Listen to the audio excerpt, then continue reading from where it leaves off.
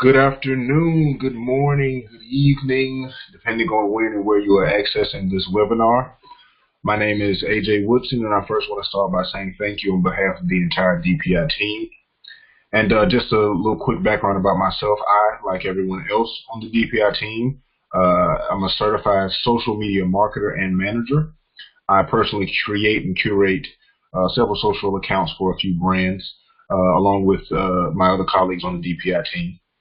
But that's just a little background, so we can hop into why you're here and why you've gained access to this webinar.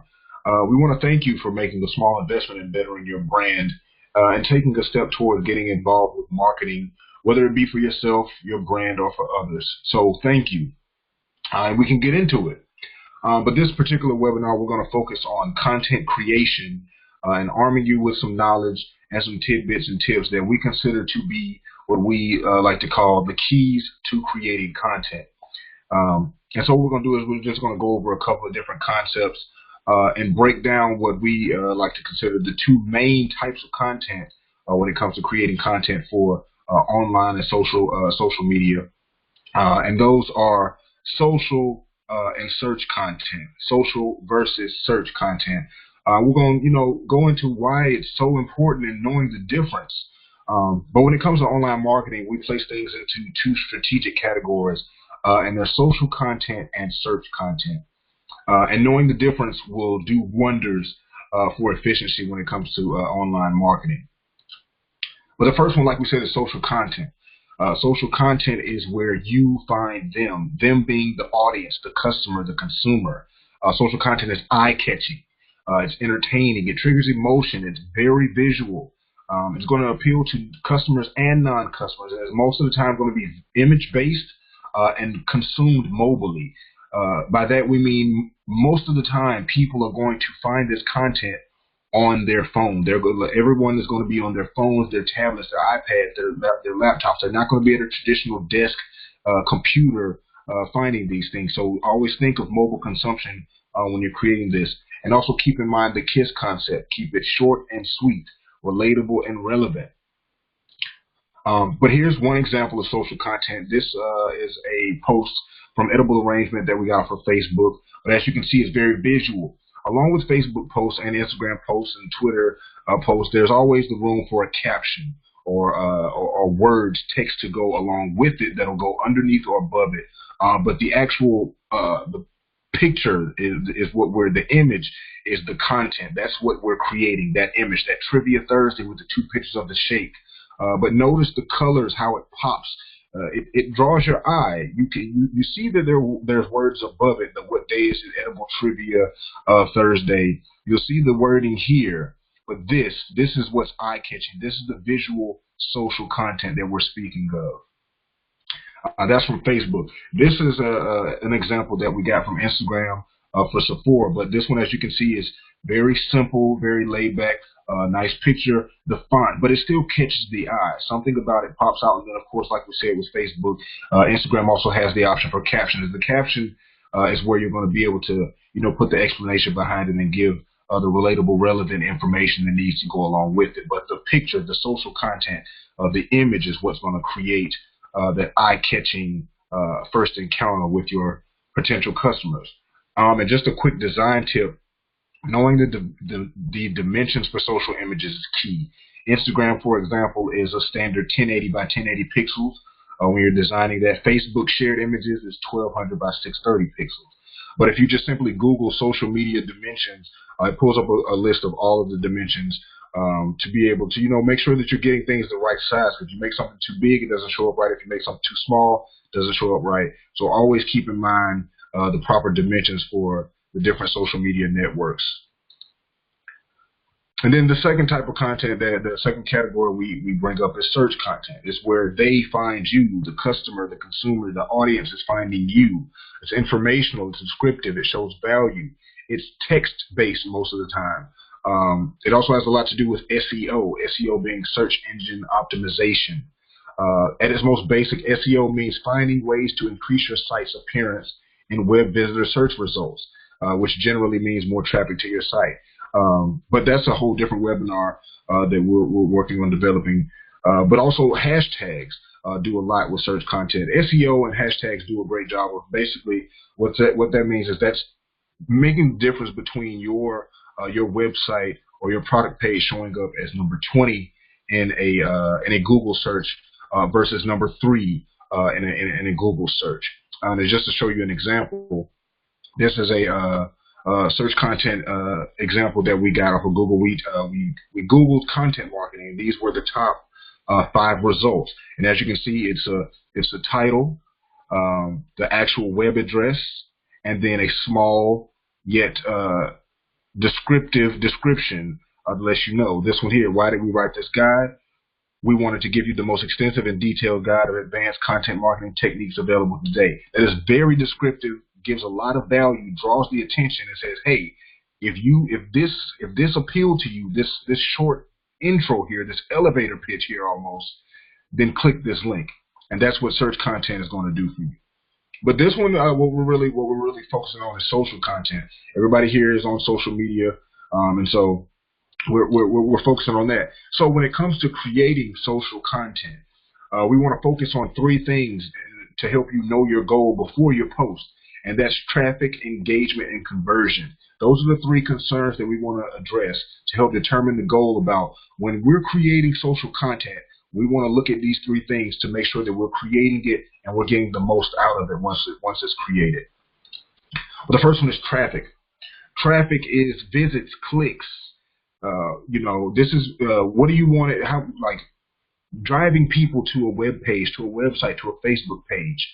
What traffic goals do you have? Do you want 1,000 people to rush your website? Do you want a couple of 100 people to visit your Facebook page? What do you want? What do you want? How much traffic do you want? What's your traffic goal? So once you get that, then you can move on to the next one, which is engagement.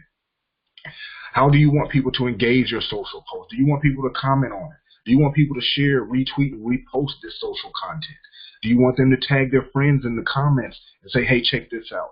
Do you want previous customers to see this post and say, oh, you know what, this was a great product. Let me hit the Facebook page, or let me hop in the comments and give a quick review to boost this product because I believe in it. What kind of engagement do you want to drive in? Do you want people to do something when it comes to this? And then the last one is conversion. Conversion is ultimately what we want all our social posts to do. We want people to buy. We want it to turn people into customers, and if it's old customers, we want them to come back. Sales, the conversion. Conversion is sales. We want people to buy. But how do you want them to buy? Once you get that in, then you can create your ultimate call to action, which is the end all be all. It's that button, basically, especially with Facebook posts. It's how you're going to end it with saying, okay, now that we've caught your eye with this social content. We've determined the traffic, the engagement, the conversion that we want. So ultimately, once you've seen this whole thing, Mr. or Mrs. Customer, we want you to click now, buy now, contact us, learn more, etc. What do you want their call to action to be? You want them to see this ad while they're scrolling their timeline, and then once it pops out at them, and then they read the small description, the caption, and then that button next to it says buy now. And bam, they're going to click that buy now link. Or they're going to click that contact us now or learn more. What do you want that call to action to be? And that will determine, that'll also determine your conversion. Your conversion and your call to action will really go hand in hand, because remember, conversion is sales. So if you want it always to be, a conversion to sales, you're always going to want that buy now. But if you're not sure if the content is strong enough to convince people to buy immediately, the impulse buy, then you might want it to say, a click now or learn more about this product. And then that way that takes them to the Facebook page or a product page or to the website where there's a more in-depth description of the product or the service that will further entice them to it. Then you can say, all right, you know what? Now you're going to buy. But, once you get all of those things lined up, then you can start creating it. Then you create that content. Now, when to boost and promote, we like to call giving it wings. And this is in particular reference to specifically Facebook and Instagram posts, not ads. And real quick, ads on Facebook and Instagram are specifically social content that you have created and you have already paid Facebook to promote it as an ad. That is, you put it in the Facebook ads Ads generator, you told them the target audience, how long you wanted to run, the budget and all of that, and it is an ad. It shows up in people's timelines and it says sponsored on there automatically. Now, this is in reference to normal posts, normal updates. If you're running a Facebook business page or your personal page and you're talking about a product or your service and you post something, a lot of times you'll notice, especially on Facebook business pages, that Facebook will give you the option to say boost this post or promote this post. And all of that means is what they're going to do is they're going to take your regular content. You haven't specified it as an ad. You didn't put this in Facebook ads to be an ad. This is just a regular update on your page, but now you want to treat it like an ad. And our rule of thumb that I like to tell my clients is boost the posts that organically gain reach and impression. And we'll go over what those mean in just a second. But let's take, for example, a post on your Facebook business page for a product, and you post all of the time. You post 2 or 3 times a day this product, and normally you get 10 to 15 likes. But then you do something different. You change something about this post. You add some different font, or you change a color, or you change some wording around, and you post it, and now we got 20 to 30 likes. So based on what you normally post, this post now has more organic exposure than it normally gets. So you take that and you compare it. You weigh out the differences between the two, and you figure that out. But that one organically gained more reach and impressions than what you normally post. And those are the ones that we like to suggest to give wings. Those are the ones where you will click that button and say boost this post or promote this post. But we'll hop into reach versus impression. And basically what these are social media measurement indicators that help determine content efficiency. Reach is how many have seen this post. How many? That is how many individual people or accounts have seen this. So let's say you got your post and it's coming across timelines, and your reach says 1,000. That means 1,000 individual people or accounts have seen that post one time each. Now, when it comes to impressions is the number of times it's been seen. Now, those same 1,000 people can scroll, see that post one time, and then go out of Facebook or Instagram, come back into Facebook later on, and see that same post again. So now each one of those people have seen that post twice. So your impression would be 2,000 based on the 1,000 reach. So your impression is always going to be higher. But just keep in mind, reach is how many have seen it, how many individuals have seen it. And impression is the number of times that it's been seen in total. Now, do you want easy increase? And of course, there should be a resounding yes, because everybody wants easy increase. Everybody wants easy everything. And it's quite simple. And all you have to do is use hashtags. And for old school people, we call them pound signs. Well, let's take a look at it. Hashtags are essentially a form of cataloging on the web, and it's to the point now where you can go on to Google and type a hashtag in, and Google will bring up the results. But for this webinar, we're going to bring up some stats via keyhole.co. We did hashtag Beyonce, and we'll pull this up. And just show some stats. When we pulled this up, a while ago. But we used hashtag Beyonce because, of course, Beyonce, very well known. But keyhole.co is a website. They'll give you sample data for free. You can pay for full data, but we just use this for example purposes. But we did hashtag Beyonce, like I said. And at the time that we pulled this, there were 500 posts. Now, keep in mind, this is just sample data. And it only pulled from Instagram and Twitter, I believe. But there were 500 individual posts at the time that we pulled this that had hashtag Beyonce in it. 472 individual users were using hashtag Beyonce. And then this is what we want to look at, the reach. 7.5 million individual people saw a post with the hashtag Beyonce in it. 7.7 million times is the impression. 7.7 million times is how many times a post with hashtag Beyonce was seen on Twitter and Instagram in this case, according to keyhole.co. And then also Keyhole will give you a little bit more in-depth thing, and this is one that we want to take a look at, is the related hashtags here. So we did hashtag Beyonce, and this will come in handy when you're creating your post and you're creating the hashtags to go along with it.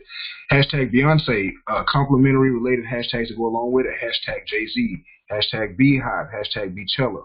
So you want to keep those kind of things in mind when you're creating social content, because if you're going to use that hashtag Beyonce, if you want to increase your reach but also narrow down into kind of a niche, and you know, kind of narrow your hone it in, because let's be honest, 7.5 million individual people, all 7.5 million individual people aren't going to see every single post that has hashtag Beyonce on it. But this is the potential, and that's always good. But when you start getting into some of the smaller hashtags, the related hashtags, you know, hashtag Beachella might not have as big of a reach as 7.5 million, might be smaller. So if you use hashtag Beyonce and hashtag Beachella, you start narrowing in and honing in on those people that are your audience that you're able to gain access to by using these hashtags.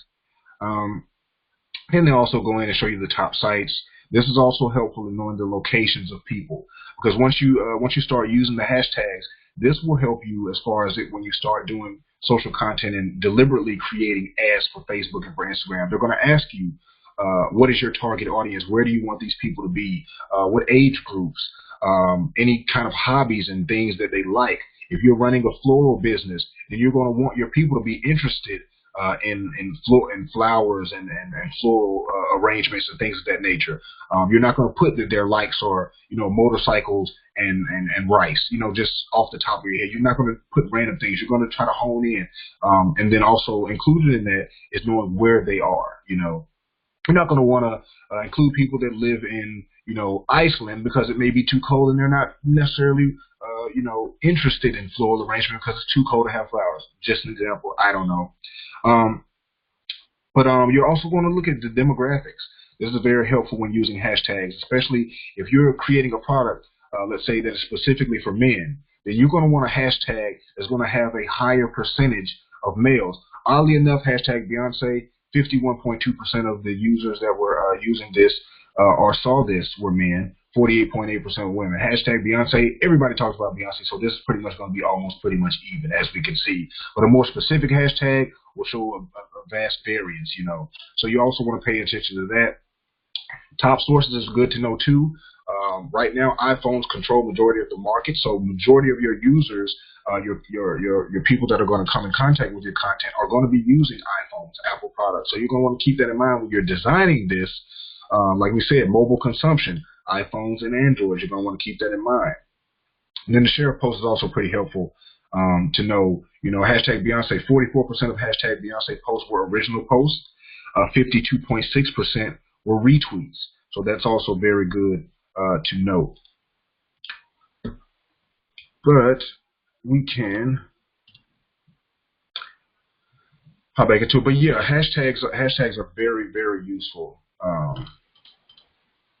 When it comes to creating social content, they're essentially going to put you in a place to where even once your initial post is you know, long gone, people follow hashtags. Even on Instagram now, they have the ability to follow hashtags as if it's an actual account. So people follow those hashtags, and once things get a certain number of likes and engagement, then they move up on the list and they become top posts.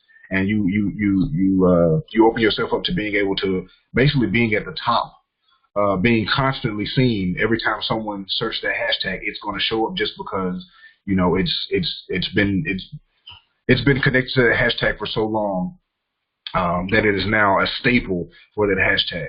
But that takes work, but it's good to know as far as hashtags. And then we'll look at some social stats before we close it out, because these are going to be very important, because this is going to really get the gears flowing and going, and knowing the difference of you know, what's important when it comes to social statistics. But these I got from BlueCorona.com.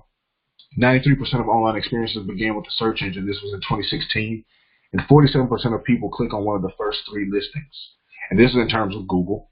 So we'll hop down and see that Google accounted for 91% of U.S. site visits produced by mobile search in Q3 of 2017.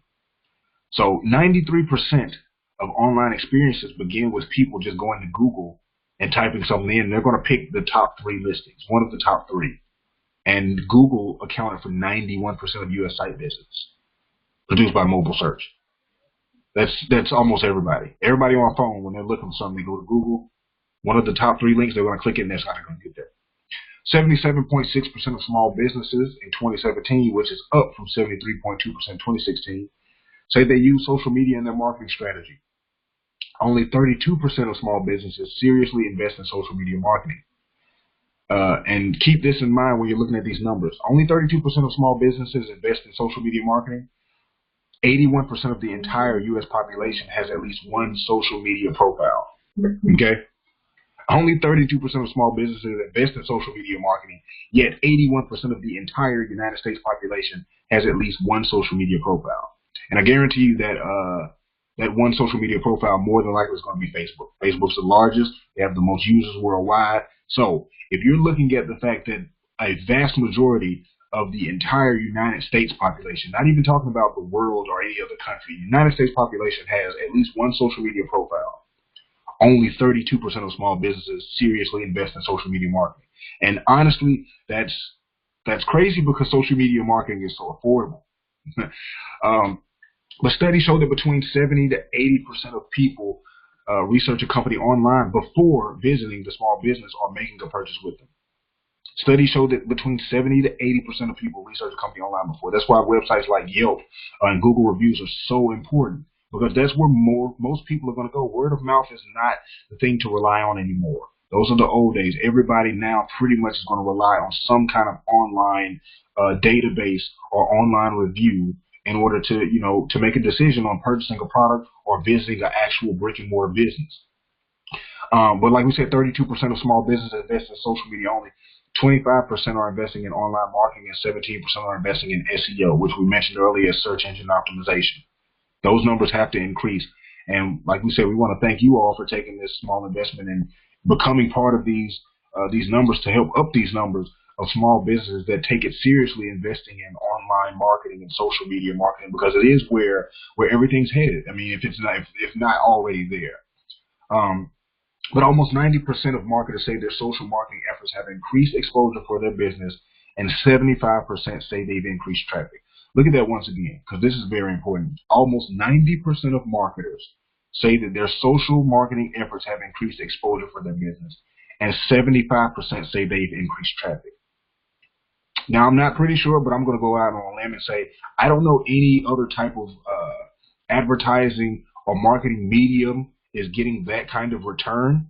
90% say that marketing efforts, social marketing efforts, have increased exposure. 75% say they've increased traffic. That's astronomical. And then these last two that I want to leave you with, because this is very important. And if you're not in this number, you're definitely taking the right step to get yourself out of this number. But 1 in 10 small businesses do not invest in any kind of marketing. That's outrageous. That's outrageous. You cannot simply rely on word of mouth anymore. And 1 in 5 small businesses do not use digital marketing yet. We live in a digital world. You've got to get into it. So thank you to all of you who've taken this first step and making this decision to, create better content for yourself, for your business, and for others. But that's pretty much going to wrap up the gist and the bulk of what we're bringing to you in this first webinar.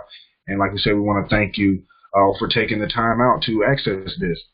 But in lieu of a formal Q&A session, as you should be aware, everyone who has invested in this small opportunity will receive 24-hour access to private Q&A consultation sessions with a DPI team member who referred you to this webinar. So once this is over, you now have your 24 hours to pick our brains, ask us all of the questions, get us to consult with you and help you as much as we possibly can to make you better at creating better content for your social media and getting a foot ahead in this digital realm and your social media marketing efforts. But once again, my name is AJ Wilson. I want to thank you all and make the most of your 24 hours. And on behalf of the entire DPI team, Jonah, Muslima, Chelsea, and myself, we want to say thank you and good luck.